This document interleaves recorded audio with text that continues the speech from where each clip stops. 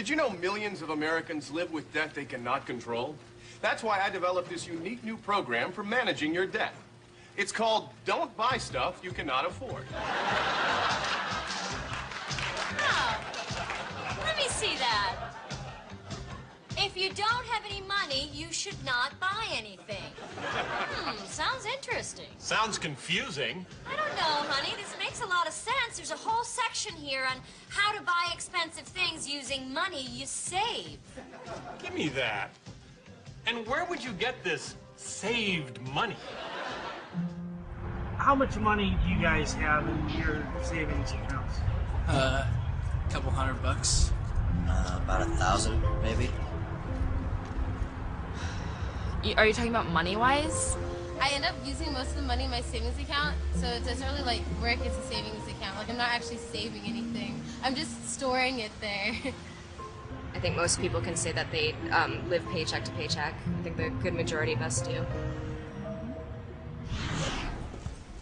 David, we've got you right here. Robert, you're right over here, the introductions. This is Dean Board. How are you? I'm David I.O.U.S.A, and I'm a political columnist with the Des Moines Register. But I think this issue is really the most important issue facing the country. Too many Americans are following the bad example of their federal government. They're spending more money than they make. They're taking out home equity loans. They're charging up their credit cards. They're building up compound interest and seeing the day in the not-too-distant future where they may not be able to make the minimum. Does that exacerbate the national problem? It clearly does, because for 2 years in a row, American households have spent more money than they took home. A negative savings rate. The last time that happened was 1933 and 1934. Not good years for America or the world. Now, we're in a very different situation than 1933 and 1934. But the reason we have to borrow from foreign players who hold more of our national mortgage, who have more leverage on us and we have less leverage on them, is because we're not saving, and that's got to change. I think it's going to take a crisis before America responds to this. We're not going to be willing to take this pain until it gets to be a real problem. The concepts of sacrificing and building for a better tomorrow have been pushed aside by our live for today, easy credit, and consumption-oriented society. Many Americans have never seen a rainy day, and therefore simply choose not to save for one. This is a major problem because savings result in increased investment, additional research and development, a stronger economy, and an improvement in our overall standard of living. Savings essentially is putting aside part of what you produce, part of your income, to have provision for the future. What these various different deficits are suggesting is that we are trying to consume more than we produce. We can do that in the short run, but over the long run, it is of course impossible. Without savings, there is no future.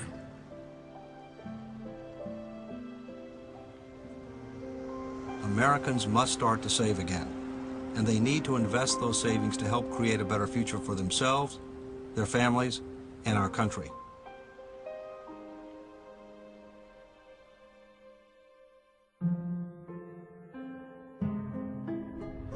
When I say trade deficit, do you know what that means? Deficit usually means something like disorder or something, so something is wrong with it. It's not good. It's the money that the United States owes. Is the trade deficit with other countries, maybe? So if we have a trade deficit, we're importing more than we're exporting. Okay, there it is. In 2007, China had the largest trade surplus in the world. And who was dead last? The United States of America.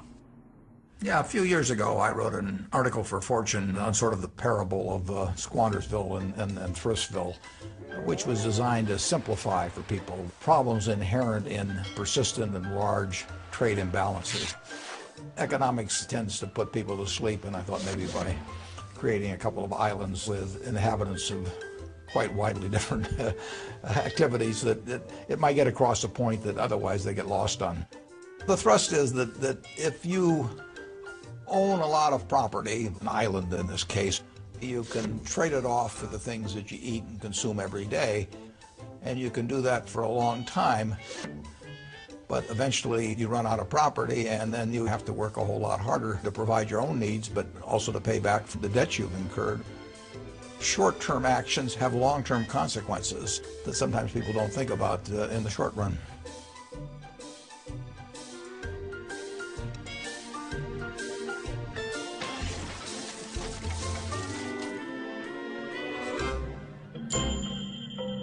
If you're buying more than you're selling, which is what a trade deficit is, eventually your trading partners are going to own a lot of your wealth. When they are not buying your goods and services with this money, they will be looking for ways to invest it. Running large and persistent trade imbalances can be problematic, especially when a country has a low savings rate and its government needs to borrow more money every year to pay its bills. When the federal government needs to borrow money, Yeah. do you know how they do that?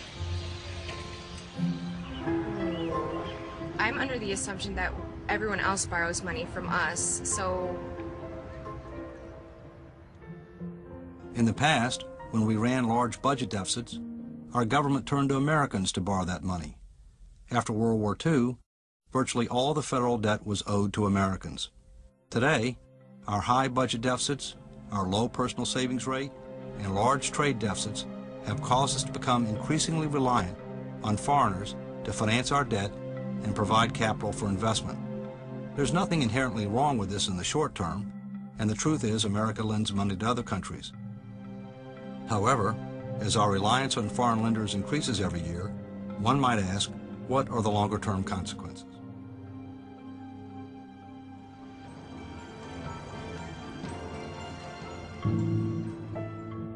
In the fall of 1956, the world was on the brink of a major international conflict. America's allies, Britain and France, were engaged in a battle against Egypt over control of the Suez Canal. The Soviet Union was threatening to intervene on the side of Egypt. America wanted to avoid military action at any cost and demanded that the British and French allies withdraw from the region. When their request was denied, the U.S. turned to financial warfare. America, which at that time owned much of England's debt, threatened to sell off or dump a significant part of its holdings in the British pound. This would have effectively destroyed England's currency. The result? All British and French military forces withdrew from the Suez region within weeks.